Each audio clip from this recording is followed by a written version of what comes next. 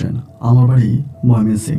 বন্ধুরা, আমি আমার জীবনের গল্পটা শুরু করার শুরুতে আপনাদেরকে আমার পরিবারের সম্বন্ধে জানিয়ে রাখি। আমার পরিবারে আমি আছি, আমার বাবা আছে, মা আছে, রয়েছে আমার দাদি। আমাদের পরিবারে আর কেউ নেই আমার কোনো ভাই বোন। আমি পরিবারের একমাত্র সন্তান। ছোটবেলা থেকেই প্রচুর আদর আর ভালোবাসার মাঝে আমার শৈশবের দিনগুলো কাটে। আমার পরিবারটা ময়মনসিং শহরের অদূরে কোনো এক ছোট্ট গ্রামে এক নিম্ন মধ্যবিত্ত পরিবার ছিল। আমার বাবা পেশায় ছিল একজন কৃষক। আমাদের অনেক বেশি জায়গা সম্পত্তি ছিল। আমার বাবা এসব জায়গা সম্পত্তি দেখাশোনা করত, চাষাবাদ করতো, এবং তাই দিয়ে আমাদের পরিবারটা ভালোভাবেই চলতো।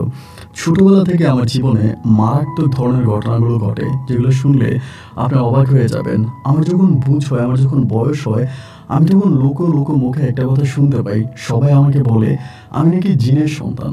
আমাকে বলে আমার বাবা নাকি জিন। আমি যাকে বাবা করে ডাকি, ধরেন বাবার সাথে কোনো একটা সময় বাজারে গিয়েছি, এবং বাজারে যাওয়ার পরে এলাকার সবাই আমাকে বলতো, এটা তো তোর বাবা না, তোর বাবা হচ্ছে জিন। আমাকে সবাই জিনের সন্তান বলে আখ্যায়িত করতো। তার বড় কারণ ছিল আমার আম্মা নাম করা একজন কবিরাজ ছিল। আমি খুব ছোটবেলা থেকে দেখে আসতাম, আমাদের পরিবারে প্রতিদিন মানুষের ভিড় লেগে থাকতো। দূর দূরান্ত থেকে মানুষজন আমার মায়ের কাছে আসতো বিভিন্ন কবিরাজি সমস্যার সমাধান করার জন্য। ধরেন স্বামী স্ত্রীর মাঝে মিল নাই, মা ছেলের মাঝে মিল নাই, ননদ শাশুড়ির মাঝে মিল নাই, এইরকম ঝামেলাগুলো আমার আম্মা তাবিজ তোমার এবং জিনের মাধ্যমে তার সমাধান করতো। তো সেই মর্মে অনেক লোকেরাই বলা বলি করতো আমার আম্মার সাথে নাকি জিনের একটা ভালো সম্পর্ক আছে। আমার আম্মা ওই জিনের সাথে রাতের বেলায় থাকে, রাতের বেলায় ঘুমায়, এবং জিনের মাধ্যমে নাকি আমি দুনিয়াতে আসছি। এরকম কথাই সবাই বলে, কারণ আমার আম্মার বিয়ে হয়েছে, বহু বছর হয়ে গেছে, আমার আম্মার ঘরে কোনো সন্তানাদি হচ্ছিল না। এবং ঠিক যখন থেকে আমার মা ওই কবিরাজিটা শুরু করে, আমার আম্মা যখন থেকে জিনের দর্শন পায়, ঠিক তখন থেকে আমি নাকি আমার আম্মার পেটে আসি। এই জন্য লোকে বলা বলি করে আমি হচ্ছি জিনের সন্তান। তো বাবা আমাকে এগুলো বললে, বাবা বলতো লোকে অনেক কথাই বলবে, এগুলো কান দিতে নাই। তো এই যে আমার আম্মা কবিরাজি করে, আমার আম্মা রাতের বেলা আমার আব্বার সাথে ঘুমায় না। এটাই ছিল সবচেয়ে বড় কারণ। যেই ঘরে আমার মা কবিরাজের কাজ করে, জিন পরীর কাজ করে, ওই ঘরের মধ্যে আমার আম্মা সবসময় একা একা ঘুমাতো। আমার আব্বাকে ওই ঘরে আসতে দিত না। শুধু আব্বাকে না, আমাকে পর্যন্ত আমার ওই বৈঠকখানায় মা যেতে দিত না। আমাদের সবাইকে ঘরের বাইরে রাখতো, এবং রাতকে রাত আমার আম্মা এই ঘরে একা একাই ঘুমাতো। তো গ্রামের লোকেরা বলা বলি করে আমার মা যে রাতের বেলা ওখানে একা একা ঘুমায়, তো ওই জায়গায় জিনটা আসে, এবং জিন এসে রাতের বেলায় আমার মায়ের সাথে একসঙ্গে ঘুমায়। এরকম অনেক কথাবার্তা লোকে জানা হচ্ছিল। যদিও এই সমস্ত কথাকে আমার মা মিথ্যা কথা বলে উড়াই দিত। সবার কাছে বলতে গেলে মিথ্যা কথা, এগুলো সত্য না, মানুষ যেটা বলে এটা সম্পূর্ণ মিথ্যা কথা, এগুলো আমার আম্মা বলতো। যে ছোটবেলা থেকে আমি আসলে খুব বেশি দূর পর্যন্ত পড়াশোনা করতে পারিনি। বাবা মায়ের এই পারিবারিক সমস্যার মাঝে আমার শৈশবের দিনগুলো কাটতে থাকে। আমার দাদি আমাকে অনেক বেশি ভালোবাসতো। প্রতি রাতেই প্রতিদিনই আমার আব্বা আম্মার মাঝে প্রচণ্ড রকমের ঝগড়া হতো। মূলত আমার আব্বা এটা পছন্দ করতো না, আমার আম্মা যে কবিরাজের কাজ করে বা জিনের কাজ করে, জিন দ্বারা এটা ওইটা করে, এটা আমার বাবার মোটেও পছন্দনীয় ছিল না। আমার আব্বা আমার আম্মাকে বারবার বলতো যে তুমি এসব করো না, এসব করা বন্ধ করো, এটা আমার পছন্দ না। কিন্তু বরাবরের মতো আমার মা কোনো সময় আমার বাবার কথা মূল্যায়ন করতো না, আমার বাবার কথা শুনতো না, এবং বাবার কথা না শুনে আমার মা প্রতিনিয়ত এই কবিরাজের কাজগুলো করেই যাচ্ছিল। এমন করে দিন আর রাতগুলো সামনের দিকে অতিবাহিত হচ্ছিল। সময় যত সামনের দিকে গড়াচ্ছে, আমার মায়ের এই ধরনের কবিরাজি চিকিৎসা আরও দিনকে দিন বৃদ্ধি পাচ্ছে। লোকে আমার বাড়িতে লোকালয়িত হয়ে যেত। এরকম করতে করতে গ্রামের সবাই যখন আমার আব্বাকে একটা সময় বলা বলি করতে শুরু করে, তোমার বউ জিনের সাথে ঘুমায়, জিনের সাথে তোমার বউর সম্পর্ক আছে, জিন এসে তোমার বউর সাথে শারীরিক সম্পর্ক করে, এই কথাগুলো বলতে বলতে একটা সময় আমার আব্বা এই জিনিসগুলো আর নিতে পারতেছিল না। আব্বা একটা সময় প্রচণ্ড রকমের রেগে যায়, খেপে যায়, এবং খেপে রেগে আমার আব্বা ডিরেক্টলি হচ্ছে আমার মাকে বলে যে যদি আমার সংসার করতে হয় তাহলে তুমি এই কবিরাজি করতে পারবা না, তোমাকে এই কবিরাজি ছেড়ে দিতে হবে তুমি যদি আমার সংসার করতে হয়, আর অন্যথায় যদি আমার সংসার না করো তাহলে তুমি কবিরাজি করো। আমার মা তখন ডিরেক্টলি আমার আব্বাকে বললো, তোমাকে দিয়ে আমার কি হবে, আমি যেদিন থেকে এই বাড়িতে বিয়ে করে বিয়ে বসে এসেছি সেদিন থেকেই তুমি আমাকে প্রতিনিয়ত অভাব অনটনার যন্ত্রণায় দিয়ে যাচ্ছ। যেদিন থেকে ওই জিন আমার সাথে আসছে বা জিন আমার সঙ্গ দিয়েছে, ওই দিন থেকে আমি কয়েকটা টাকা পয়সার মুখ দেখছি। তো তোমার মতো স্বামীর আমার প্রয়োজন নাই। এই কথা বলে আমার মা এর পরের দিনে আমার আব্বুর সাথে রাগ করে তার সব কিছু নিয়ে আমার নানু বাড়িতে চলে যায়, সাথে আমাকেও নিয়ে যায়। তো এই নানু বাড়িতে আমাকে নিয়ে আমার মা যখন চলে যায় এবং আমার মা তার সমস্ত রুগীদেরকে ওইখানে নিয়ে যেত, নানু বাড়িতে নিয়ে যেত। আমার নানু বাড়িও আমাদের বাড়ি থেকে খানিকটা দূরে ছিল না, কাছাকাছি ছিল, পাশাপাশি গ্রাম ছিল। তো ওই গ্রামে আমার আম্মা যখন চলে যায় তখন সমস্ত রোগীগুলো ওই গ্রামে যাইত। একদিন, 2 দিন, 3 দিন, 4 দিন এরকম করতে করতে একদিন বৃষ্টি হচ্ছিল মাঠের মধ্যে। তো এই মাঠে যখন বৃষ্টি হয় তো মাঠে তো অনেকে মাছ ধরতে যায়, আমিও তখন বৃষ্টির সময় মাঠে মাছ ধরতে গেছিলাম। যেহেতু আমার নানু বাড়ি আর আমার মায়ের মানে আমার বাবার বাড়ির মাঝখানে শুধু একটা আপনার দিঘির মতো ছিল আর কি, মানে ফসলি জমি এরকম। ওইখানে মাছ ধরতে গেছি বলে আমার আব্বার সাথে আমার দেখা হয়। দেখা হলে পরে আব্বা আমারে বলে, চল আমি তোকে নিয়ে যাবো। আমি আব্বারে বললাম, আমি তোমার সাথে গেলে তো আম্মা রাগ করবে। আমার আব্বা তখন বলতে থাকে, তুই আমার ছেলে, তুই আমার সন্তান, তুই আমার সাথে যাবি, তোর মা রাগ করবে কেন, চল আমার সাথে। এই কথা বলি আমার আব্বা তখন একরকম জোরাজুরি করে আমাকে আমার নানু বাড়ির ওখান থেকে আমার আব্বা নিয়ে আসে। এরপরে আমি আব্বার সাথে থাকতে শুরু করি। বেশ খানিকটা পরে আমার মাও আমার নানু বাড়ি আমার বাবার বাড়িতে আসে আমাকে নিয়ে যাওয়ার জন্য, কিন্তু আমার আব্বা আর আমার দাদি আমাকে নিতে দেয় না। আমার আব্বার দাদি বলতেছে যে তারেক আমাদের বাড়িতে থাকবে, তারেকে আমরা যেতে দিব না। তা আমার মা আমাকে নিতে পারে না। মা যাওয়ার সময় দাদিকে আর আমার বাবাকে ধমকি দিয়ে যায়, আমার সাথে এই কাজটা ভালো করে নাই, তোমাদের সারা জীবন মরতে হবে। এরকম করে আমার আম্মা তখন চলে যায়। আম্মা চলে যাওয়ার পরে আমি আমার নানুর সাথে আমার দাদির সাথে আমার বাবার সাথে সময়গুলো ভালোভাবে কাটাচ্ছিলাম। এরকম করতে করতে আমার বয়স প্রায় 15 থেকে 16 বছরের কাছাকাছি। তো 15-16 বছর হলেও না, আমি তখন দেখতে শুনতে অনেকটা বড় হয়ে যাই। মাঝে মাঝে আমার বাড়িতে যাই, বেশিরভাগ আমি আমার দাদার সাথে আমার দাদির সাথে আর আমার বাবার সাথে থাকি। ওরকম বয়সে একটা পর্যায়ে হঠাৎ করে জানতে পারি, আমার বয়স যখন 16 বছর তখন আমি জানতে পারি আমার মায়ের ব্রেন নাকি আউট হয়ে গেছে, মানে আমার মা নাকি পাগল হয়ে গেছে। এরকম কথা শুনতে পাই লোকে লোকে মুখে। এবং শোনার পরে একদিন আমি মাকে দেখার জন্য আমার নানু বাড়িতে যাই। এবং নানু বাড়িতে যাওয়ার পরে দেখতে পাই মানুষ যেটা বলা বলি করছে এটাই সত্যি। আসলে আমার মায়ের ব্রেন আউট হয়ে গেছে, আমার মা পাগল হয়ে গেছে। মাকে এই অবস্থায় দেখে আমার নিজের কাছে অনেকটা খারাপ লাগতেছে, আম্মু এরকমভাবে পাগল হয়ে গেল। তো চেষ্টা করছি আমরা আম্মুকে বাড়িতে নিয়ে আসার জন্য, কিন্তু আমার নানা নানি আর আমার মাকে আনতে দেয় না। কেন, আমার মা তো অনেক টাকা ইনকাম করতো, তার সবই আমার নানা নানি আমার মামারে নিয়ে যেত। তা আমি আর মাকে নিয়ে আনতে পারলাম না। এইভাবে মা তখন একটা পর্যায়ে করলো কি, রাস্তায় পাগল বেশে হাঁটতে শুরু করে, কাপড় খুলে ল্যাংটা হয়ে এরকমভাবে রাস্তায় চলাফেরা করতে শুরু করে। এবং অনেকেই বলা বলি করে যে জিনেরা নাকি আমার মায়ের ব্রেন আউট করে দিয়েছে, জিনেরা নাকি আমার মাকে পাগল করে দিয়েছে, যার জন্য আমার আম্মা এরকম করতেছে। তো একটা পর্যায়ে আমি চিন্তা করলাম যে না, মাকে আমি বাড়িতে নিয়ে যাব। যত যাই হোক, সে তো আমার জন্মদাতা মা, তিনি আমাকে পেটে 10 মাস 10 দিন রেখেছে। সো এই মাকে আমি এখানে মানে কষ্ট পাইতে দিব না। মা যখন পরিপূর্ণ পাগল হয়ে যায়, রাস্তাঘাটে ল্যাংটা হয়ে চলাফেরা করে, ওই সময় আমার মামারা আর আমার নানি কিন্তু খুব বেশি আর আমার মাকে দেখতো না। মায়ের টাকাই তাদের ভালো লাগতো, কিন্তু মাকে সেবা যত্ন করা এই জিনিসগুলো তাদের ভালো লাগতো না। তো একটা পর্যায়ে আমি তখন মাকে নিয়ে আমাদের বাড়িতে চলে যাই। আমাদের বাড়িতে নিয়ে আসি, যদিও আব্বা এতে খুব রাগ করে যে কেন নিয়ে আসলি, কী কারণে নিয়ে আসলি। এরপরে নিয়ে আসছি, আম্মাকে নিয়ে আসার কিছুদিন পরে আমার আব্বা তখন অসুস্থ হয়ে যায়। আব্বা অসুস্থ হয়ে যায়, আব্বার আগের মতো কাজ কাম করতে পারে না, সারাদিন ঘরের মধ্যে পড়ে বসে থাকে। এবং আব্বার অবস্থা তখন খুব খারাপ হয়ে যায়, আগের থেকে অনেকটা খারাপ হয়ে যায়। এবং আমাদের পরিবারে তখন ইনকামের সমস্ত রাস্তাগুলো বন্ধ হয়ে যায়। পরিবারে একমাত্র উপার্জনকারী ছিল আমার আব্বাই উপার্জন করতো। এবং আব্বু অসুস্থ হয়ে যাওয়ার পরে আমরা তখন আর ঠিকমতো চলাফেরা করতে পারি না। এবার বাবার চিকিৎসা নিয়ে আমার দাদি তখন খুব উদ্বেগে পড়ে যায়। এরপরে দাদি তখন করে কি, আমার আব্বাকে বলে তুই জমি বিক্রি কর। এই চলতে থাকে আমাদের জমি বিক্রির খেলা। আমার আব্বা এই পাড়ায় ওই পাড়ায় বিভিন্ন পাড়ায় তখন জমি জমা বিক্রি করতে থাকে। এবং জমিগুলো এমনভাবে বিক্রি করে যে আমার আব্বার কাছে আর তেমন কোনো জায়গা সম্পত্তি থাকে না। প্রায় সব কিছুই আমার আব্বা বিক্রি করে ফেলে। এবং বিক্রি করে আমার আব্বা নিজের চিকিৎসা করে। আমার বয়স যখন প্রায় 19 বছরের কাছাকাছি, ওই সময় আমার আব্বা ইন্তেকাল করে। এবং এই 4 বছরে আমার আব্বা লক্ষ লক্ষ লক্ষ টাকা নিজের চিকিৎসার জন্য ব্যয় করে, কিন্তু আমার আব্বা আর সুস্থ হয় না। মায়ের পিছনে সত্যি কথা বলতে গেলে আমরা কিন্তু কোনো টাকা পয়সা ব্যয় করি না। এরপরে আমার আব্বু মারা যায়। আব্বু মারা যাওয়ার পরেই আমার কাছে আব্বুর কিছু টাকা জমানো ছিল। ওই যে আব্বু জায়গাটাকে বিক্রি করে যে আমার কাছে টাকা দিছিল, আপনার ওই কিছু জমানো টাকা আমার কাছে ছিল। তো তো আব্বু যখন মারা গেল, আব্বু মারা যাওয়ার পরে আমি আর জমানো টাকাগুলো ভাঙলাম না।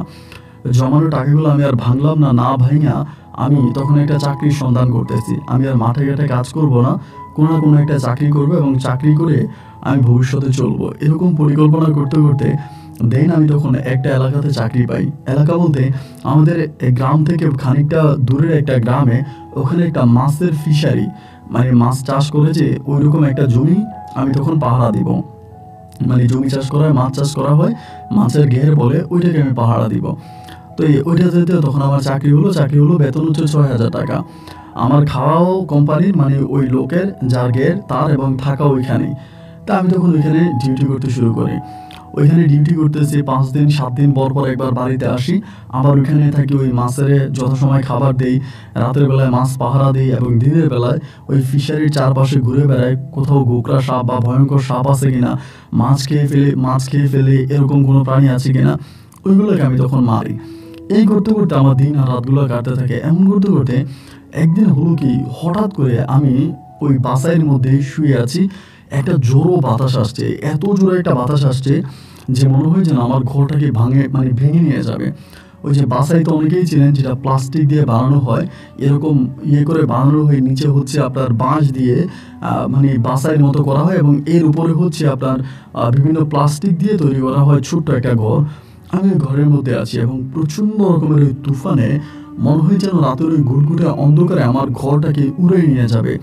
আমি আল্লাহকে ডাকতে শুরু করি, ও আল্লাহ রহমত করো, আল্লাহ রহমত করো, আল্লাহ গো রহমত করো। এবং একটা পর্যায়ে আমি শুনতে পাই বাইরে থেকে কেউ একজন আমাকে বলে বসতেছে, এখান থেকে চলে যা, এখান থেকে চলে যা, এখান থেকে চলে যা। বেশ কয়েকবার এই কথাটা আমাকে বললো।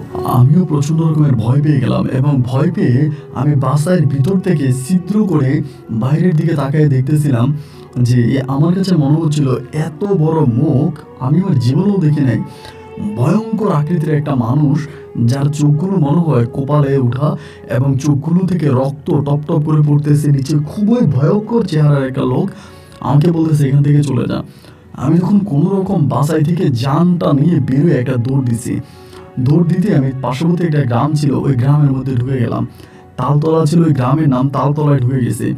এবং তালতলায় ঢুকে যাওয়ার পরে একটা বাড়ির সামনে গিয়ে 2-3 বার মাগো মাগো বলে ডাক দিয়েছি, এবং ডাক দেওয়ার পরে আমি ওখানে জ্ঞান হারিয়ে ফেলি, মানে আমি সেন্সলেস হয়ে যাই, জ্ঞান হারিয়ে ফেলি। আমার যখন জ্ঞান আসে, আমার আসার পরে আমি দেখতে পাই ওই বাড়ির মানে বয়স্ক একটা লোক এবং ইয়াং একটা লোক, আরেকজন মহিলা, একটা মেয়ে ওই বাড়ির মধ্যে, এরা আমার চারপাশে বসে আছে।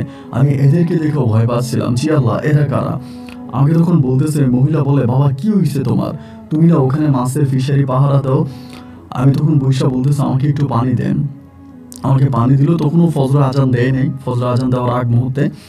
পরে পানি দিল, দেওয়ার পর আমি পানিটা পান করলাম। পরে আমাকে বলে, বাবা কি হয়েছে তোমার। আমি তখন বললাম, দেখেন আমি কিছু বলতে পারবো না, আমি আপনাদের এখানে তুফান হয় নাই। পরে বলে, তুফান কই, আমরা তো কোনো তুফান দেখি নাই। আমি বললাম, কি বলেন তুফান দেখেন নাই, আমি তো আমার বাসার মধ্যে শুয়েছিলাম, এত ঝোড়ো বাতাস আসছে, ঘর ভারী মনে সব কিছু ভেঙে ফেলতেছে, এবং এই ঘটনা আমার সাথে ঘটছে।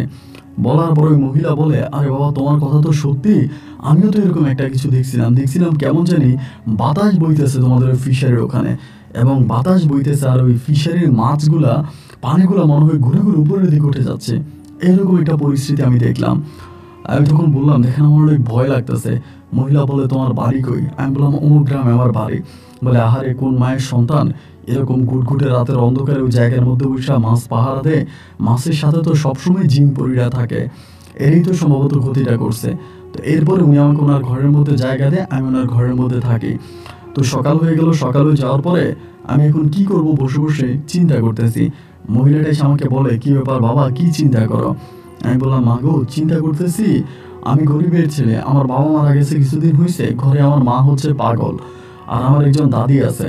তাই আমি যদি চাকরিটা ছেড়ে দিয়ে আমার পাগল মায়ের মুখে আর বৃদ্ধ দাদির মুখে আমি দুমুঠো ভাত তুলে দিতে পারবো না। আমি এখানে চাকরি করি, যে 2-1 টাকা বেতন পাই তা দিয়ে আমার মা আর আমার দাদির দেখাশোনা করি। তো যদি আমার চাকরিটা চলে যায় তাহলে আমি কি করব। মহিলা বলে, চাকরি চলে যাবে কেন। আমি বললাম, চাকরি যদি না যায় আপনি কি মনে করেন আমি কি আর কখনো এখানে বসতে পারবো। আমি তো মারাত্মক ধরনের ভয় পাইছি, এবং এতটাই ভয় পাইছি এরপর থেকে এই মাছের ধারের আশেপাশে আমি আর আসবো না। আমি খুব ভয় পাইছি, অনেক ভয় পাইছি। মহিলা আমাকে বলে, ভয় পাইলে কি আর হবে? ভয় পাইলে তোমাকে চলতে হবে না। তুমি ভয় পাই যদি এখান থেকে চলে যাও তাহলে কিভাবে হবে? আমি বললাম, চলে না গিয়ে আমার কাছে কি করার আছে বলেন তো? আমি চলে না গিয়ে কী বা করতে পারবো? মহিলা আমাকে বলে, তুমি একটা কাজ করো, তুমি তো আমার ছেলের মতো, আমার তো নিজের কোনো ছেলে নাই, তুমি আমার ছেলের মতো। আমি তোমাকে একটা কথা বলি, তুমি শোনো। তুমি মাছের ফিশারের ওখানে রাতের বেলায় থাকার দরকার নাই। তুমি সন্ধ্যা রাতে মাছের খাবার দিয়া তুমি চলে আইসো। আসার পরে তুমি রাতের বেলা আমাদের উঠানের মধ্যেই তুমি থাইকো, এবং এখানে থেকে তুমি টর্চ লাইট দিয়ে, মোটা টর্চ লাইট, বড় টর্চ লাইট দিয়ে দেখো যে কেউ মাছ ধরতে আসে কিনা। আর যদিও কেউ মাছ ধরতে আসে বা মাছ ধরে, তাহলে আমাদের এখান থেকে কিন্তু দেখা যাবে অথবা শব্দ হবে। যখন তুমি দেখবে কেউ মাছ ধরতেছে বা জাল মারতেছে, তখন তুমি যাইও। আর নাইলে তুমি মাছের ফিশারের ওখানে থাকার দরকার নেই, তুমি আমার বাড়িতেই থাকো।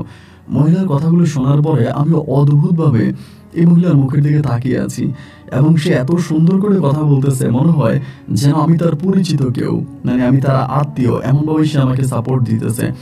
আমি তখন বললাম, আচ্ছা ঠিক আছে, আপনি যদি এটা বলেন তাহলে সমস্যা নাই, আমি এটা করব, আমি এই বাড়িতে থাকবো। এরপর থেকে আমি ওই বাড়িতে থেকেই মাছের ফিশারি পাহারা দিচ্ছি। সকালবেলা ফজরে আজান দিলে পরে আমি ফিশারিতে যাচ্ছি, ওখানে কাজ টাজ করতেছি, এবং কাজ টাজ করে ওখানেই দুপুরে খাওয়া দাওয়া করি, এবং রাতের বেলায় যখন সন্ধ্যা হয়, সন্ধ্যায় খাবার দিয়া আমি চলে আসি ওই বাড়িতে, এবং ওই বাড়িতে উঠানে এসেই আমি যখন মাছের ফিশারি পাহারা দিচ্ছি, আলহামদুলিল্লাহ আমার আর কোনো সমস্যা রইল না। এইভাবে কয়েকদিন কাটতে কাটতে আমার ভিতরেও একটা ভালো লাগা কাজ করতেছে। ওই বাড়িতে একটা মেয়ে ছিল যার নাম ছিল নিশি। এই নিশি মেয়েটা আমাকে অনেক সাপোর্ট করতো। ওদের ঘরে কোনো ভালো রান্না বান্না হলে আমাকে বলতো, আপনি দুপুরে ওখানে খাইয়েন না, আপনি এখানে চলে আসেন, দুপুরে আমরা একসাথে খাবো। তো ও আমাকে ওদের ঘরের মধ্যে আমাকে খুব সাপোর্ট দিত। তার খাওয়া দাওয়া সব কিছু থেকে শুরু করে ওদের ঘরের মধ্যে আমি খাওয়া দাওয়া করতাম। এবং রাতের বেলায় আমি যখন ফিশারি পাহাড় দেওয়ার জন্য তাদের বাড়ির কোনায় বসে টর্চ লাইট হাতে ফিশারির দিকে তাকিয়ে থাকতাম, ওই সময় মাঝে মাঝে নিশি আমার কাছে আসতো, এসে আমার সাথে বসতো, আমার সাথে গল্প গুজব করতো, আমার সাথে কথা বলতো। যদিও তারা অনেক নিম্নবিত্ত ফ্যামিলির মানুষ ছিল, অনেক গরিব ছিল, কিন্তু তারপরেও না, তাদের ভিতরে মানুষের প্রতি যে একটা প্রেম, প্রীতি, ভালোবাসা, একটা মায়া, এই জিনিসটা অদ্ভুতভাবেই ছিল। আমি যে অন্য পরিবারের সন্তান, অন্য জায়গা থেকে আসছি, তাদের এখানে কাজ করতেছি, এই জিনিসগুলো কখনোই তাদের কাছে মনে হতো না। তারা আমাকে সম্পূর্ণ নিজের সন্তানের মতো করে আগলায় রাখতো, নিজের সন্তানের মতো করে আমাকে আদর, যত্ন আর ভালোবাসতো। এইভাবে একদিন, 2 দিন, 3 দিন করে করে সময়গুলো সামনের দিকে অতিবাহিত হচ্ছিল। দিন যত সামনের দিকে যাচ্ছে, এই নিশির প্রতি আমার দুর্বলতা ঠিক ততটাই বাড়তেছে। আমি কেন জানি নিশিকে ছাড়া অন্য কোনো কিছু চিন্তা করতে পারি না। নিশির প্রতি এক অন্যরকম দুর্বলতা, এক অন্যরকম ভালোবাসা তখন আমার বুকের ভিতরে কাজ করতে থাকে। এবং 1 দিন, 2 দিন, 3 দিন করে যেতে যেতে একটা পর্যায়ে আমি মনের অজান্তেই এই নিশি মেয়েটাকে ভালোবেসে ফেলি। সে অনেক গরিব ছিল, গরিব হলেও না, সে কিন্তু দেখতে অনেক সুন্দরী ছিল, তার চেহারা অনেক মায়া ছিল, সে দেখতে শুনতে অনেকটা কিউট ছিল।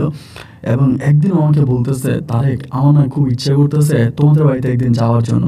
তুমি বলো, তোমাদের বাড়িতে তোমার একটা পাগল মা আছে এবং তোমার একটা দাদি আছে, তাদেরকে না আমার খুব দেখতে ইচ্ছে করে।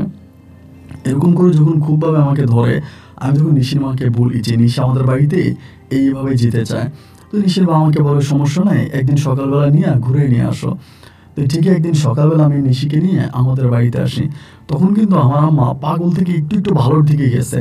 আগে যেরকম অতিরিক্ত পাগলামি করতো, ঘর দুয়ার ভাঙাভাঙি করতো, নিজের শরীরে নিজে কামড় দিত, মানুষ দেখলে দৌড়ে যাইতো, মানে বড্ড পাগল ছিল। কিন্তু ওই সময়টাতে দেখা গেল যে আমার আম্মা অনেকটা ভালো হয়ে গেছে, আগের মতো আর পাগলামি করে না এবং উচ্ছৃঙ্খলা করে না। এবং নিশি যখন আমাদের বাড়িতে গেল, আমার আম্মা নিশির সাথে অনেক সুন্দর করে বসে বসে কথা বলতেছে, এবং যে কোনোভাবে যে কেউ দেখলে বুঝবেই না যে আমার মায়ের মাথা খারাপ বা আমার মা পাগল।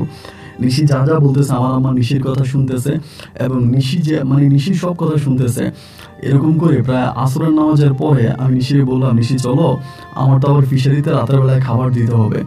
পরে আমাকে বলে, ঠিক আছে চলে যায়, চলো। আমি তখন নিশিকে নিয়ে বাংলার ওই মেঠো পথ ধরে হেঁটে হেঁটে নিশিদের বাড়ির দিকে যাচ্ছিলাম।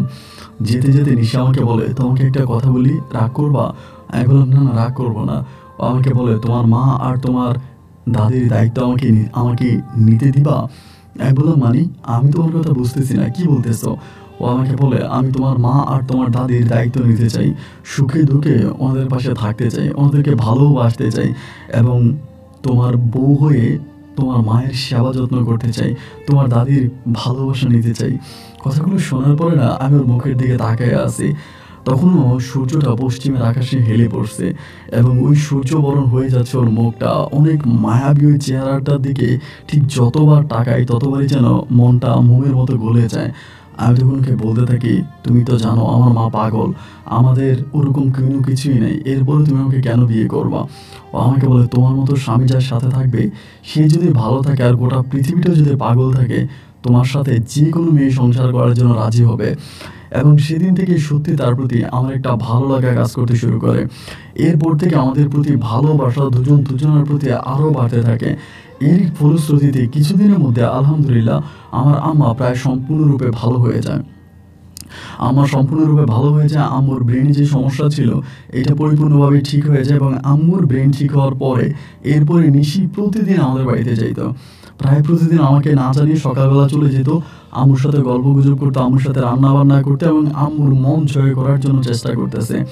এইভাবে প্রায় মাস 6 মতো কেটে যায় এবং মাস 6 কেটে যাওয়ার পরে একদিন মা আমাকে বলতেছে, এই মেয়েটা বারবার আমাদের পরিবারে কেন আসে? আমার আম্মা বলে হঠাৎ করে। তো এটা যখন আমার আম্মা বলে, আমি বললাম, কি বলো? ওই তোমার সাথে থাকতে পছন্দ করে, আমার কোনো বোন নাই, ও তোমাকে মেয়ের মতো থাকতেছে কেন, কি হয়েছে? আমার আম্মা বলে, না, এই মেয়েটা যে বারবার আমাদের বাড়িতে আসে, আমার সাথে গল্প গুজব করে, কথাবার্তা বলে, সবই ঠিক আছে, কিন্তু এই মেয়েটাকে নিয়ে গ্রামের অনেকে অনেক ধরনের কথাবার্তা বলতেছে। অনেকেই বলতেছে এই মেয়েটা কেন আসে, কি কারণে আসে, মেয়েটাকে নিয়ে বিভিন্ন ধরনের কথাবার্তা বলতেছে। তো এই কথাবার্তাগুলো আমার আর শুনতে ভালো লাগে না। আমি তখন মাকে বললাম যে, মা, তুমি এটা কেমন কথা বলতেছো? একটা মেয়ে আমাদের বাড়িতে আসে তোমাকে সাহায্য করার জন্য, তোমাকে হেল্প করার জন্য, তোমার সাথে কথা বলার জন্য, আর এই মেয়েটাকে তুমি এরকম করে দেখতেছো? আমার মা বলে, না, এত আসার কি আছে, এত তো আসার কিছু নাই, মাঝে মাঝে আসতে পারে, কিন্তু একটা মানুষ আর একটা মানুষের বাড়ি প্রতিদিন যাওয়া এটা তো ভালো দেখায় না। আমি সেদিন বুঝতে পারলাম যে আমার মা সবসময় আর নিশিকে সহ্য করতে পারতেছে না। মায়ের কথা, নিশি যাতে সবসময় আর আমাদের বাড়িতে না আসে। এবং একটা পর্যায়ে দেখা গেল যে না, আমিও নিশিও আমার আম্মার কথা মতো, মানে আম্মু একটু মুখ কালো করে থাকে, ওর সাথে ভালো করে কথা বলে না, একটু অন্য মোডে থাকে। এই জিনিসগুলো দেখার পরে নিশিও অনেকটা মাইন্ড করে। এরপরে নিশিও আর আমাদের বাড়িতে খুব বেশি একটা যাতায়াত করে না।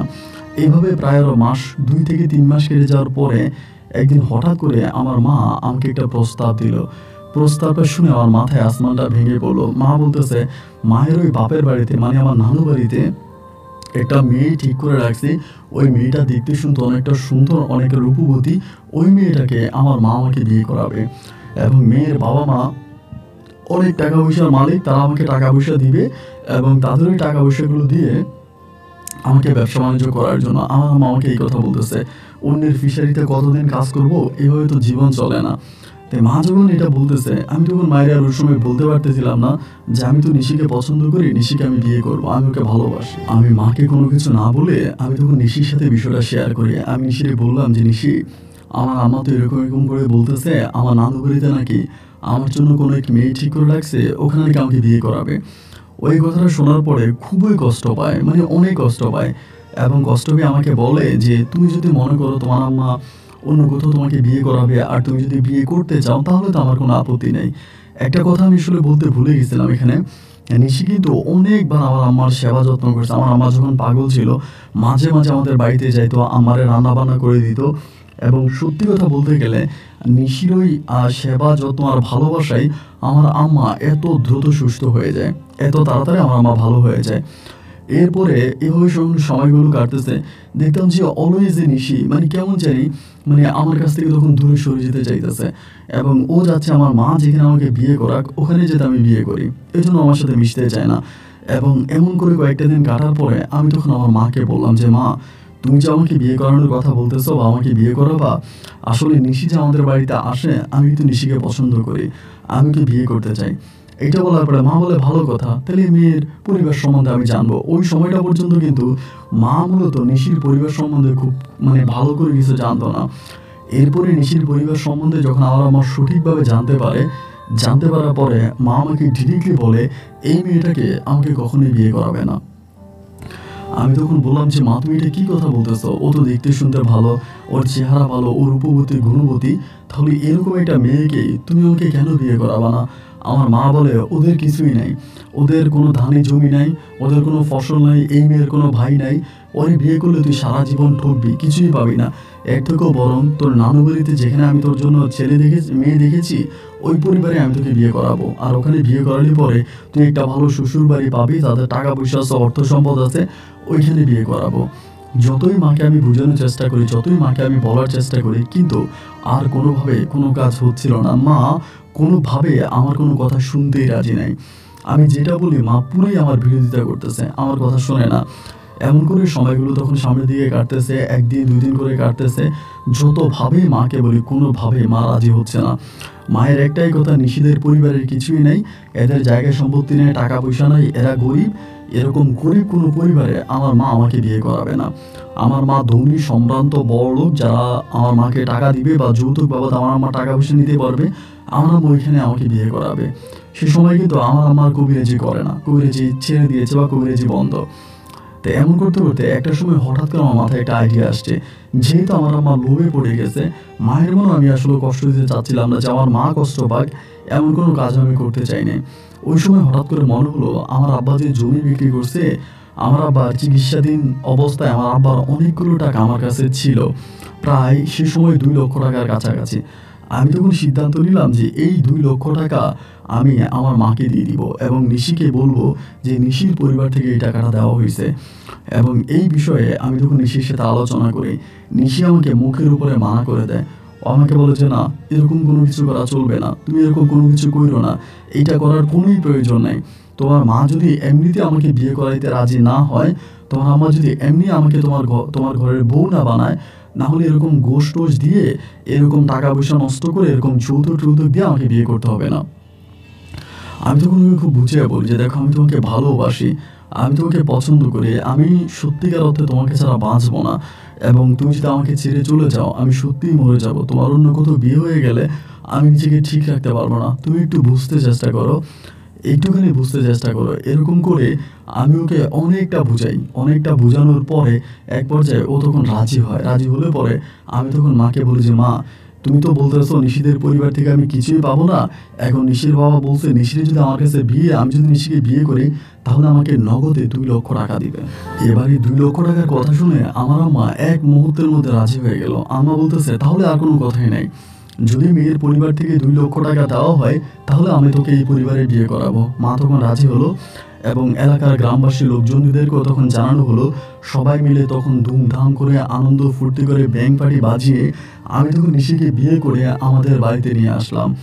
নিশিকে বিয়ে করে আনার পরে এই 2 লক্ষ টাকা আমি তখন আমার মায়ের হাতে তুলে দিলাম।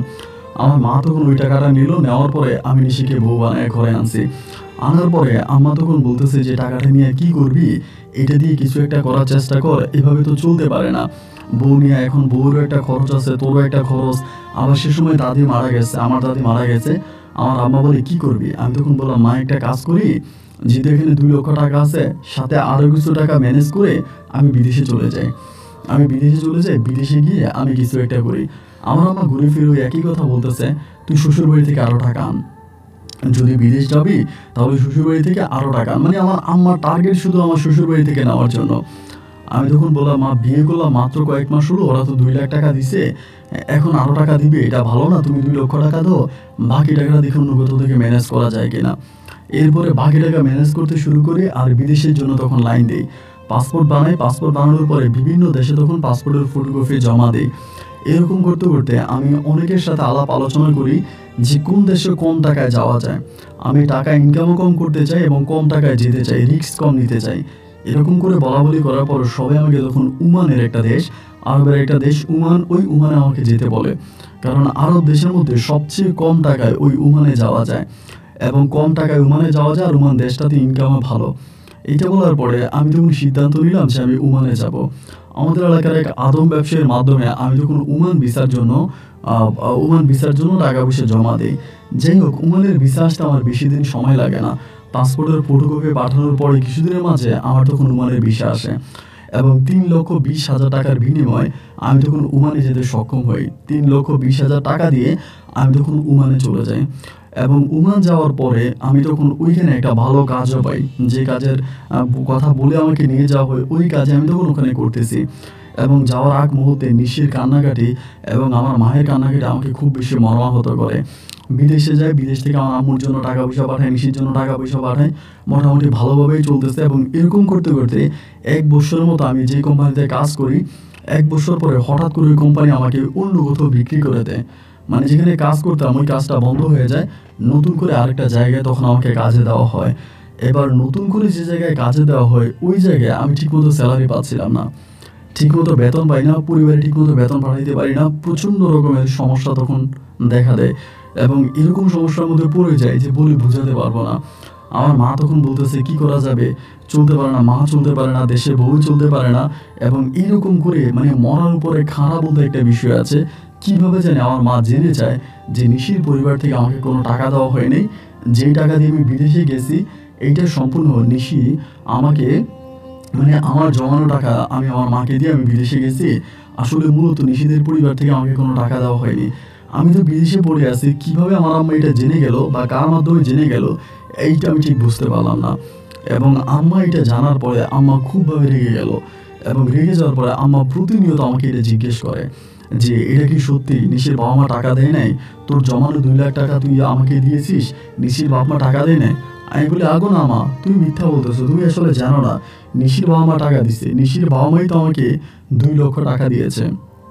এবং আমার মা তখন একদিন করে কি নিশির মাথায় কোরআন শরীফ তুলে দেয় এবং কোরআন শরীফ তুলে দিয়ে নিশিকে বলে যে তুই সত্যি করে বল যে তোর বাপ মায় টাকা দেয়নি, তোর বাপ মায় টাকা দেয়নি। এটা বলার পরে নিশি তখন সত্যি কথা আমার আম্মাকে বলে দেয় যে না, আমার আব্বা আম্মা কোনো টাকাই দেয় নাই, মূলত তারেক আমাকে এইভাবে বিয়ে করে আনছে বা ও নিজ থেকে টাকা দিছে। এইবার তো শুরু হলো এক অন্যরকম ঝামেলা। আমার আম্মা তখন এটা স্বাভাবিকভাবে নিতে পারতেছিল না। আম্মা তখন আমি উমান থাকা অবস্থায় প্রতিনিয়ত আমার বউ নিশির সাথে ঝগড়া করে। শুধু ঝগড়া নয়, নিশিকে মারার জন্য, নিশিকে আমাদের বাড়ি থেকে বের করে দেওয়ার জন্য আমার আম্মা যা যা করা দরকার সর্বোচ্চ কিছু আমার আম্মা করতেছে। আমার আম্মার কথাই একটা, নিশিকে আমি এই বাড়ি থেকে বের করে দিব, নিশিকে এই বাড়িতে রাখবো না।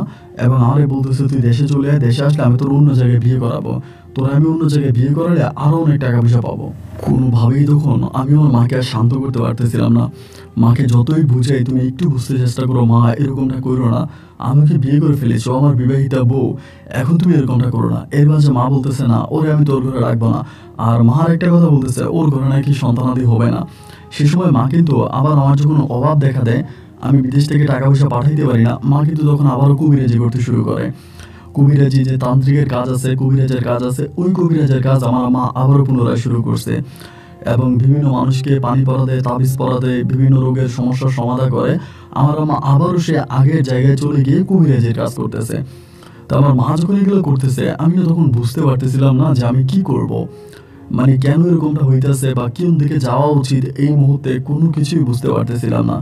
পরিবারের মাঝে তখন প্রচণ্ড রকমের অভাব অনটন, আর প্রতিটা মুহূর্তে মুহূর্তে নিশি আমার কাছে কান্নাকাটি করে। নিশি কান্নাকাটি করে যে তোমার আম্মা আমার সাথে এরকম করতেছে, তোমার আম্মা আমার সাথে ওরকম করতেছে।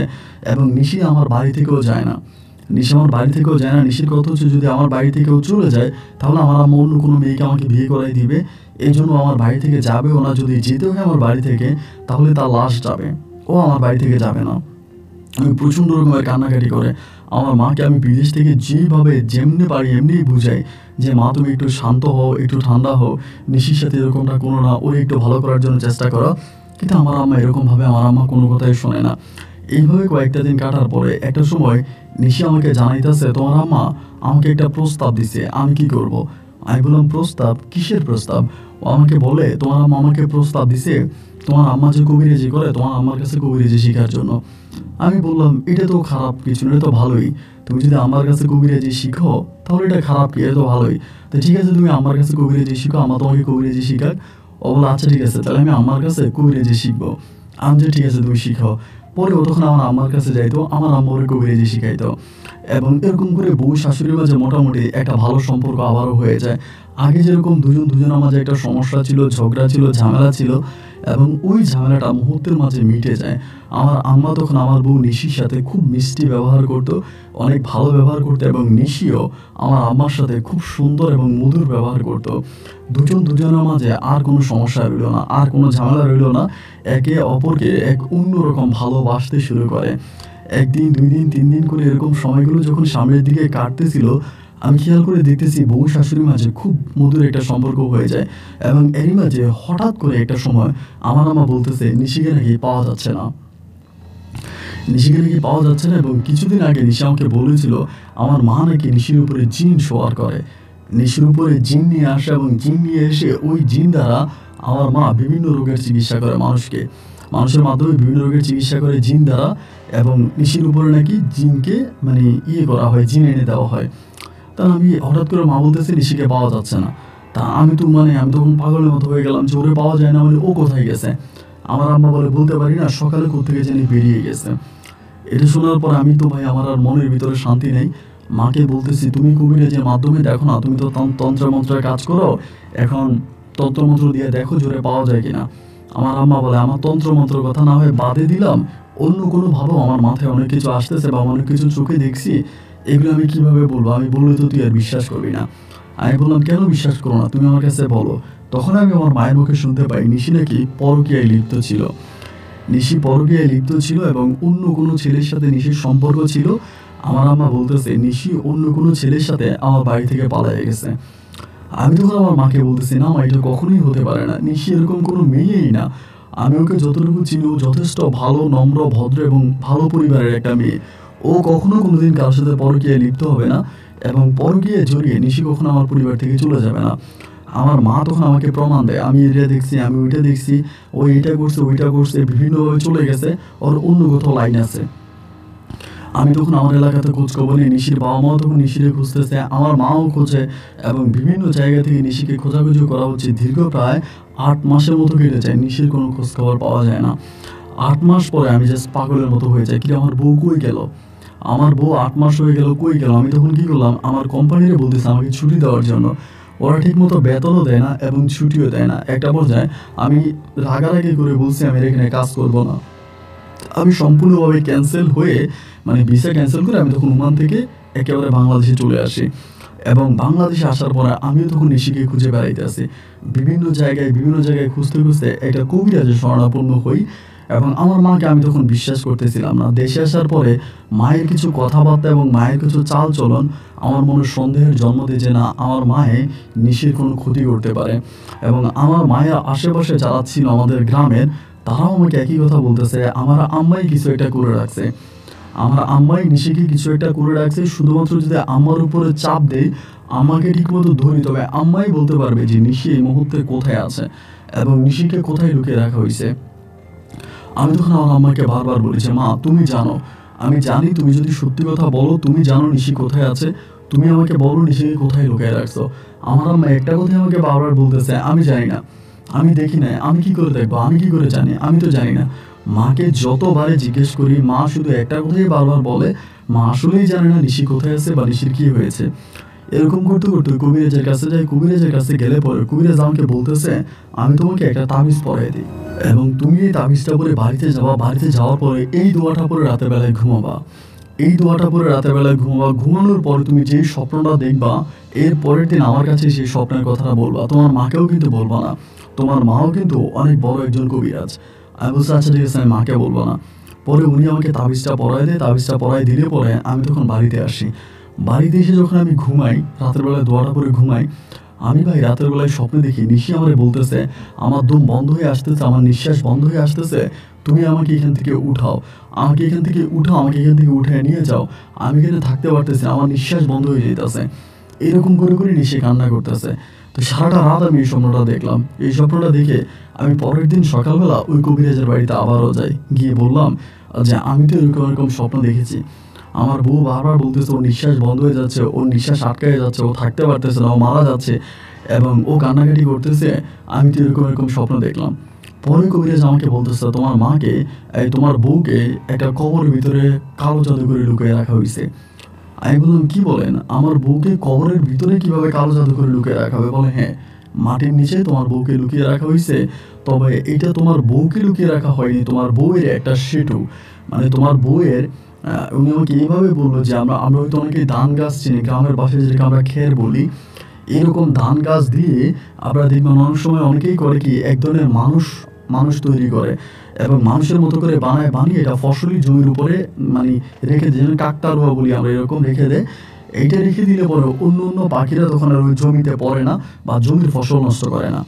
তো এইরকমভাবে আমার বউকে কাকতাড়ুয়ার মতো বানিয়ে আমার বউর শরীরে তার পোশাক পরিয়ে তাকে নাকি কোনো একটা কবরস্থানে শোয়াই দেওয়া হয়েছে। এবং আমি যদি ওই কবরস্থান থেকে এই জিনিসটাকে বের করতে পারি, বের করে যদি এটাকে আমি আগুনে পোড়াই দিই, তাহলে আমার বউ যেখানে থাকুক পরিবারে চলে আসবে, মানে ওর ভিতরে আর সমস্যা থাকবে না। এইটা কথা কবিরাজ আমাকে বলল।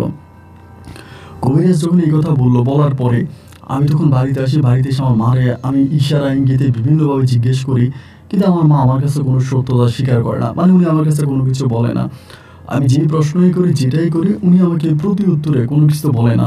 এবং এক কথা দুইবার বলতে গেলে ক্ষেপে যায়, প্রচণ্ডভাবে রেগে যায় যে তুই আমাকে এক কথা এতবার কেন জিজ্ঞেস করছিস। আমি তো বলি আমি কিছু জানি না। এবং মা আমাকে বলতেছে তুই বিয়ে কর, তুই যদি বিয়ে করিস তাহলে আমি সব কিছু বের করবো বা এটা করে দেবো, তুই বিয়ে কর। মানে আমাকে বিয়ে করানোর জন্য আমার আম্মা উঠে পড়ে লাগছে। একবার যে আমার আম্মার সাথে আরেকজন খাদের মহিলা আছে, উনি আমার আম্মার সাথে থাকতো। ওই মহিলা বলে ওই আমার বউকে নাকি আমার মা জিনের সঙ্গে বিয়ে দিয়ে দিছে, মানে জিনের সঙ্গে বিয়ে দিছে। এবং আমার বউকে জিনের রাজ্যে নিয়ে গেছে। জিনেরা তাদের রাজ্যে আমার বউকে নিয়ে গেছে, আমার বউকে নাকি জিনের কাছে বিয়ে দেওয়া হয়েছে। এই কথাটা বলতেছে আমার আম্মার সাথে থাকা একটা মহিলা।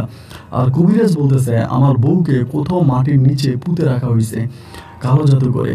এখন আমি কোনোটাই বুঝতে পারতেছি না আমি কি করব। তো আমাদের এলাকাতে একটাই কবরস্থান, আমাদের আশেপাশে 2-3টা গ্রাম মিলে একটাই কবরস্থান, এবং ওই কবরটাই বিশাল বড় একটা কবরস্থান। ওই কবরেই হচ্ছে আমাদের এলাকার যত মানুষ মারা যায়, ওই কবরেই হচ্ছে দাফন করা হয়।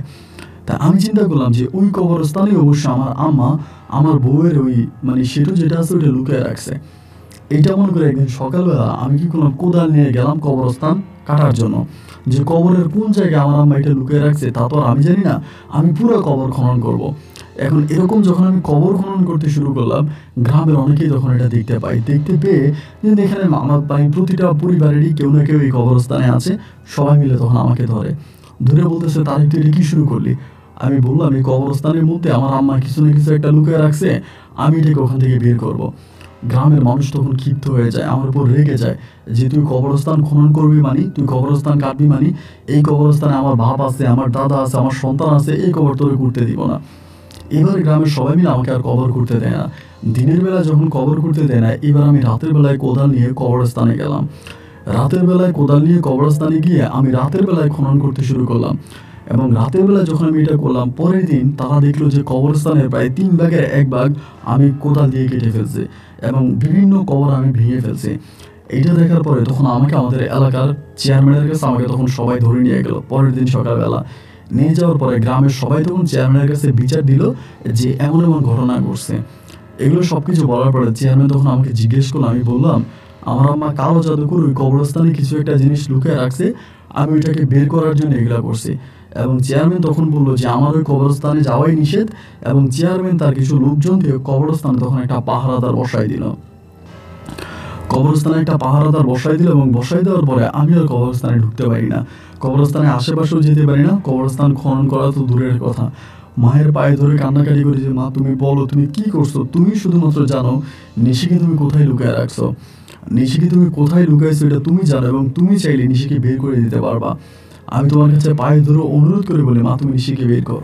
কিন্তু না, কে শোনে কার কথা, আমার আম্মা আমার কথার কোনো গুরুত্বই দিচ্ছে না, আমার আম্মা আমার কোনো কথাই শোনে না। আমি আবারও কবিরাজের বাড়িতে যাই, কবিরাজকে গিয়ে বলি আমি এখন কি করব, আমার আম্মা তো আমার কোনো কথা শুনতেছে না, আমার কোনো কথা মানতেছে না। কবিরাজ আমাকে বারবার একটা কথাই বলে, যদি আপনার আম্মা কোনো কিছু না মানে বা আপনার আম্মা যদি কোনো কিছু না বলে তাহলে তো আমাদের করার কিছু নেই, আমরা তো কোনো কিছু করতে পারবো না, আমাদের তো করার কিছু নেই। আমি তখন বললাম যে তাহলে আমার আম্মা এরকমটা কেন করতেছে, আমার আম্মা কোথায় লুকিয়ে রাখছে ওরে আমার আম্মা কোথায় লুকিয়ে রাখলো, বারবার বলতেছে। তো এই কবিরাজ বলে আমি তো বলতে পারবো না, এটা আপনার আম্মাই ভালো জানে, আপনার আম্মাকেই জিজ্ঞেস করেন। আমি শুধু এটাই বলতে পারি আপনার এইভাবে আপনার বুকে কালো জাদু করে আপনার আম্মা লুকিয়ে রাখছে। এমন করতে করতে মা আমাকে একটা কথা বলে, তুই বিয়ে কর, তুই যদি বিয়ে করিস তাহলে সব কিছু পানির মতো ক্লিয়ার হয়ে যাবে, তুই বিয়ে করলে তোর বউ বাড়িতে ফিরে আসবে এবং তোর আগের মতো কোনো সমস্যা হবে না, তুই বিয়ে কর। এবার আমি একদম ঠান্ডা হয়ে গেলাম, মানে আমি আর কি করবো, আমি তো আমার মাকে বুঝাইতে পারি না, আর আমার মাও তো আমার কোনো বুঝ নেয় না, আমার কোনো কথা শুনে না, সে তো সম্পূর্ণ আমার বিপরীত, আমার এগেনস্টে, আমার উল্টা পথে কাজ করতেছে। পরে আমি চুপ হয়ে গেলাম। চুপ হয়ে যাওয়ার পরে আমার আম্মা আমাদের এলাকার এক মেয়ে সাফিয়া একটা নামের এক মেয়েকে আমার আম্মা তখন ঠিক করলো যে ওই মেয়েটাকে আমাকে বিয়ে করাবে। ওই মেয়েটি আমাকে বিয়ে করাবে এবং মেয়েটাও দেখতে শুনতে সুন্দর, ভালো, এবং মেয়ের পরিবার আমার কাছে মেয়ে বিয়ে দিতে রাজি আছে। তো রাজি আসছে পরে আমি তখন ওই মেয়েকে দেখতে গেলাম, আমার আম্মার সাথে গেলাম। মানে তখন আমার আম্মা যা করতেছে আমি তাই করতেছি, মানে আম্মার উপরে ডিপেন্ড হয়ে গেলাম। আমি তখন আর আমার মতো করে কোনো কিছু করতেছি না, আমার মতো করে কোনো কিছু করি না। আমার আম্মা যেভাবে বলে ওভাবে আমি তখন কাজ করি। আম্মা তখন আমাকে ওই পরিবারে নিয়ে গেল। নিয়ে যাওয়ার পরে আমাকে বললো যে এই মেয়েটাকে তুই বিয়ে কর। তো মেয়ে দেখলাম এবং মেয়ে দেখতে শুনতে ভালো। পরে পারিবারিকভাবে আমার আম্মা তখন মেয়ের পরিবারকে দিল এবং মেয়ের পরিবার তখন এই মেয়েকে আমার কাছে বিয়ে দিল। কলমা কাবিন করে এবং পারিবারিকভাবে আমি তখন বিয়ে করে মেয়ের নিয়ে বাসর করে আসছি। তো আমি সাফিয়ার বিষয়ে বলতে, মানে যতটুকু সাফিয়ার বিষয়ে বলবো আপনি যদি শুনেন আপনার কলিজা ফেটে যাবে। সাফিয়া যখন বাসর করে বউ হিসাবে আসলো, আসার পরে আমি যখন ঘরের মধ্যে ঢুকলাম, আমার বুকের ভিতর তখন পর্যন্ত কিন্তু নিশি লালন করতেছে। আমি নিশিকে ভালোবাসি এবং এখন পর্যন্ত কিন্তু নিশির জন্য আমার চোখের পানি বের হইতে আছে। আমি নিশি ছাড়া অন্য কাউকে বউ হিসাবে কোনোভাবেই মানতে পারতেছি না। অন্য কোনো মেয়ে আমার বউ হবে এটা আমার স্বপ্নের মধ্যেও আসে না। আমি অন্য কাউকে বউ হিসাবে কোনোভাবেই মানতে পারতেছি না। আমি কান্নাকাটি করতেছি, মন খারাপ করতেছি। এমন সময় দেখা গেল কি যে আমি তখন মানে বাসর ঘরে বসে, আমি নিশি বসে সরি আপনার সাফিয়া বসে আছে, আমি তখন বাসর ঘরে ঢুকলাম। ঢোকার পরে আমাদের দক্ষিণে একটা জানালা আছে, দক্ষিণের জানালাটা খুলে আমি চেয়ারের মধ্যে বসে বসে কান্না করতেছি। এরকম কান্না করতেছি দেখে আপনার সাফিয়া তখন বাসর ঘর থেকে বেরিয়ে আসছে, মানে খাট থেকে নামছে। নাই আমাকে বলতেছে আপনি এখানে বসে আছেন কেন, আজকে তো আমাদের বাসর রাত। আমি তখন আরও কান্না করতেছি। পরে আমাকে বলতেছে কেন কান্না করতেছেন, আপনি আমার কাছে বলেন, যদি না বলেন তাহলে আমি বুঝবো কেমন করে। আমি তখন বললাম যে আসলে আমার বুকের ভিতরে যে কষ্ট, এই কষ্টের কথা আমি কারোর সাথে শেয়ার করতে পারবো না, আমি এটা কাউকে বলতে পারবো না। কারণ এটা যদি তুমি শুনো তুমিও মানসিকভাবে অনেকটা কষ্ট পাবা। আমি আসলে আর কাউকে কষ্ট দিতে চাই না, তাই নিজের কষ্টটা নিজের বুকের ভিতরে লালন করে আমি মৃত্যুর পর্যন্ত পৌঁছাতে চাই। আমাকে বলে আপনি যদি মরেই যাবেন তাহলে আমাকে কেন বিয়ে করলেন। আমি বলে আমি তো তোমাকে বিয়ে করতে চাই নাই, তোমার পরিবার আর আমার পরিবার জোর করে আমাকে তোমাকে বিয়ে করাইছে, আমি তোমাকে কোনোভাবেই বিয়ে করতে চাই নাই। ও আমাকে বলে তাহলে আমার অপরাধটা কোথায়, আপনি যে আমাকে বলতেছেন আমাকে মেরে ফেলবেন বা আমি মরে যাব বা আপনি মরে যাবেন, তো এটা আমার অপরাধটা কোথায়, আমার অন্যায়টা কি, আমি কোথায় দোষ করছি বলেন। আমি তখন বললাম যে না, আসলে আসলে তোমার কোনো দোষ নাই সাফিয়া, যতটুকু দোষ আছে এই সমস্ত দোষ আমার, এই সমস্ত অপরাধ আমার, অন্যায় আমি করেছি, অপরাধ আমি করেছি, তুমি আমাকে মাফ করে দাও, তুমি আমাকে মাফ করে দাও, তোমার কোনো অপরাধ নেই। আমাকে বলতেছে না, আমি আপনার কাছে হাত জোর করে অনুরোধ করে বলতেছি আপনি আমাকে বলেন আমি আপনার জন্য কি করতে পারি, আপনার জন্য যা করতে হয়, আপনার জন্য যেটা করতে আমি সেটাই করব। এরপরেও না আপনার চোখের পানি আমি সহ্য হচ্ছে না। পরে আমি ওর দিকে তাকে কান্না করতে করতে বলতেছি আমার মা আমার সাথে বেইমানি করেছে, আমার মা আমার সাথে চিটিং করেছে এবং আমার মা আমাকে এইভাবে ধোঁকা দিয়েছে। এবং নিশির সাথে আমার যাহা ঘটনা ঘটেছে শুরু থেকে শেষ পর্যন্ত এই সব কিছু আমি তখন সাফিয়ার কাছে স্বীকার করি যে সাফিয়া আমার সাথে এইগুলো হয়েছে। এখন একমাত্র আমার মাই বলতে পারে যে মা নিশিকে কোথায় লুকায় রাখছে এবং নিশিকে আমার আম্মা কী করছে। আমি এখন পর্যন্ত স্বপ্নে দেখি যে নিশি আমাকে স্বপ্নে বলে যে তুমি আমাকে এখান থেকে বের করো, আমার নিঃশ্বাস বন্ধ হয়ে যাচ্ছে, আমি ওখানে থাকতে পারতেছি না। আমার আম্মা অবশ্যই নিশিকে কিছু না কিছু করে রাখছে। আমি অনেক কবিরাজের কাছে গিয়েছি, আর কোনো কবিরাজ দ্বারা আমি কিছুই করতে পারি নাই। আমার মাই শুধুমাত্র বলতে পারে নিশিকে কোথায় রাখছে, আর আমার মা যদি আমাকে সত্যিটা বলে দেয় তাহলে আমি নিশিকে খুঁজে পাবো। ও তখন আমাকে বলে দেখেন আপনার কথা শুনে বুঝে গেছি যে আমার কপাল পোড়া, আমি আসলে আপনার কাছে কখনোই স্বামীর ভালোবাসা পাবো না, আর আপনি কখনোই আমাকে স্বামীর ভালোবাসা দিতে পারবেন না, কেননা আপনার বুকের ভিতরে অন্য কেউ বসবাস করে, আপনি অন্য কাউকে ভালোবাসেন। তা আপনি যেহেতু অন্য কাউকে ভালোবাসেন, আপনার বুকের মাঝে অন্য কেউ আছে, আপনি আমাকে গ্রহণ করতে পারবেন না, আর আপনার কোনো ক্ষতি হোক এমন কাজ আমি কখনো করতে পারবো না। সুতরাং আমি আমার জীবনের সর্বোচ্চটা দিয়ে হলেও আপনাকে সুখী করার চেষ্টা করব। তবে বাসর করে আমি আপনাকে ওয়াদা করতেছি আমি যেভাবেই হোক আপনার প্রথম বউকে আপনার কাছে ফিরিয়ে এনে দেওয়ার চেষ্টা করব। আমি বললাম সাফিটা তুমি কি বলতেছো, তুমিও তো আমাকে বিয়ে করছো, হিসাব করলে তুমিও তো আমার বউ, আমার কাছে তোমার তো অনেক অধিকার আছে। আমাকে বলে না, সব অধিকার জোর করে পাওয়া যায় না। দেখেন আপনি আপনার মাকে কোনো কিছুই বলবেন না আপনার আমার সম্বন্ধে, আপনার মায়ের সামনে আপনি আমার সাথে নিখুঁতভাবে অভিনয় করবেন, আপনি আমার বউ, আমি আপনার সাথে ভালো আছি সুস্থ আছি, মানে আমি আপনার বউ, আমি ভালো আছি সুস্থ আছি, এরকমভাবে বলবেন যে আমরা সাংসারিক জীবনে অনেক হ্যাপি আছি। আপনার বুকের ভিতরে যে নিশির জন্য ভালোবাসা আছে, এটার এক বিন্দু পরিমাণ আপনি আপনার মাকে বুঝতে দিবেন না। কোনোভাবেই আপনার মা যাতে বুঝতে না পারে যে আপনি একটা বারের জন্য নিশিকে মিস করতেছেন। আমি তখন বললাম যে আচ্ছা ঠিক আছে, আমি এরকম কোনো কিছুই বলবো না। এমন করেই তখন আমার আম্মা সাফিয়া তখন আমার আম্মার সাথে এক মিষ্টি মধুরভাবে মিশতে শুরু করে। সাফিয়া তখন আমার আম্মাকে ছাড়া কোনো কিছুই বোঝে না। রাতভর আমার আম্মার হাত টিপে দিয়ে পা টিপে দিয়ে আম্মুর সাথে কথাবার্তা বলে। আর আমার আম্মু আমাকে তখন বলতেছে, দেখছিস তোরে বললাম না মেয়েটা অনেক ভালো হবে, মেয়েটা দেখতে শুনতে অনেক ভালো, পারিবারিক ব্যাকগ্রাউন্ড অনেক ভালো, এরকম ভালো মেয়ে সারা দুনিয়া খুঁজেও না পাওয়া যাবে না।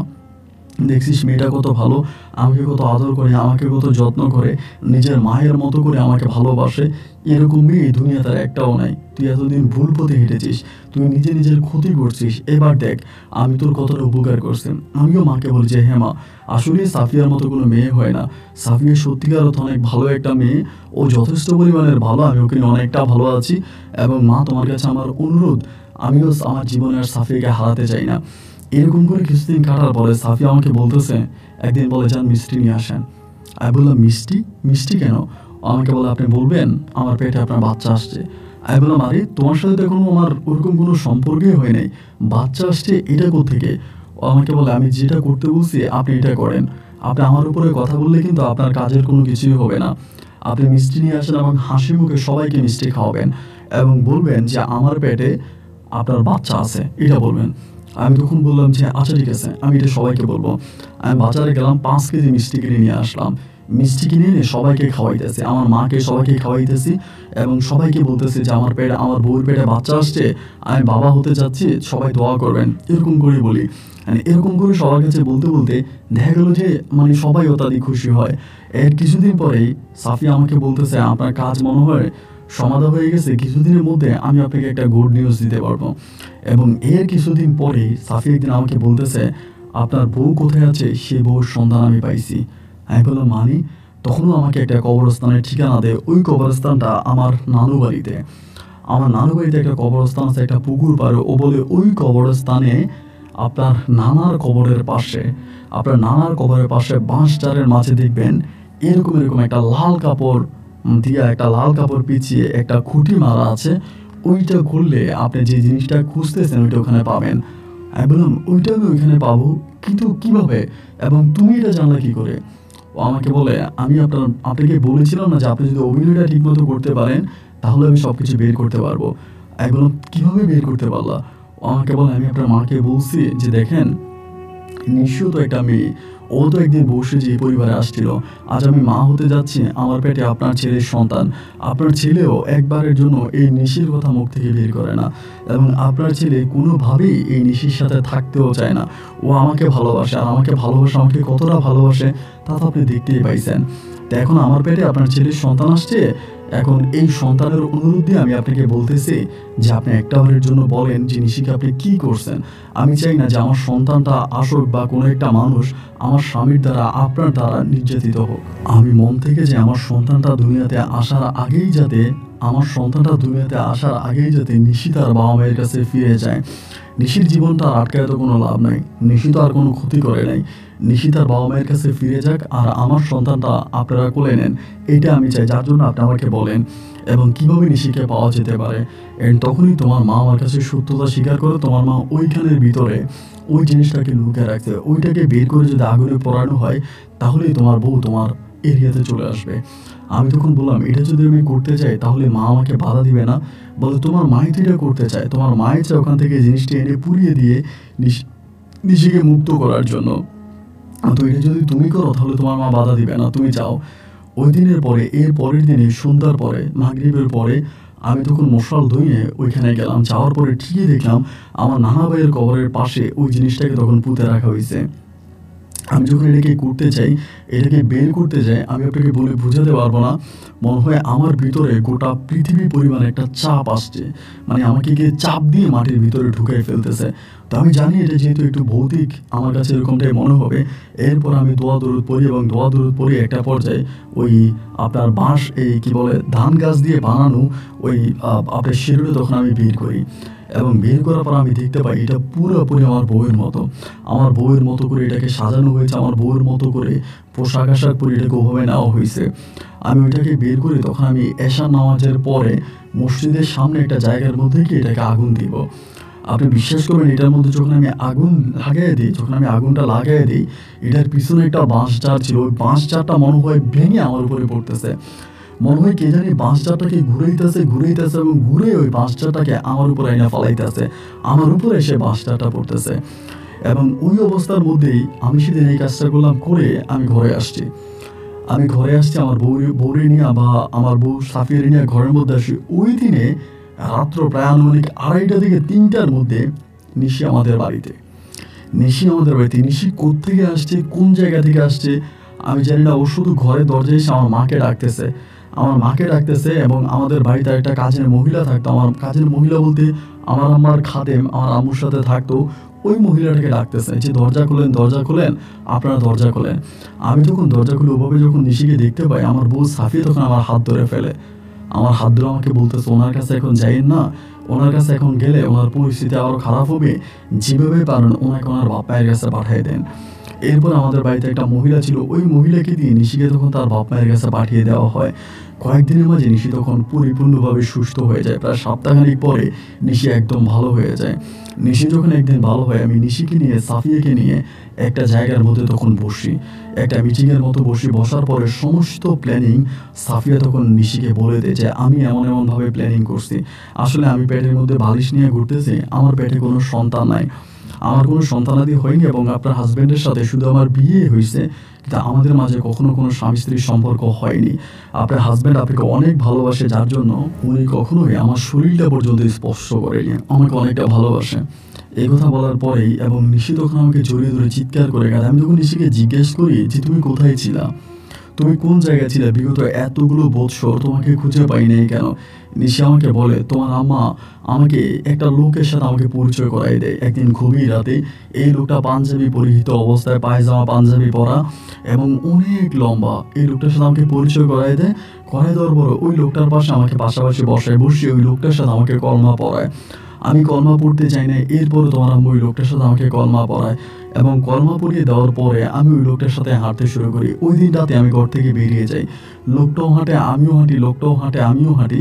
কত মাইল, কত দেশ, কত পর্বত, কত কিছু যে হেঁটেছি তার কোনো হিসাব নাই। এভাবে ঘন্টার পর ঘন্টা, দিনের পর দিন, মাসের পর মাস, বছরের পর বছর আমি হেঁটেই বেরিয়েছি। আমি বললাম খাওয়া দাওয়া কোথায় করছো? বল উনি আমাকে খাওয়া দাওয়া করাইতো।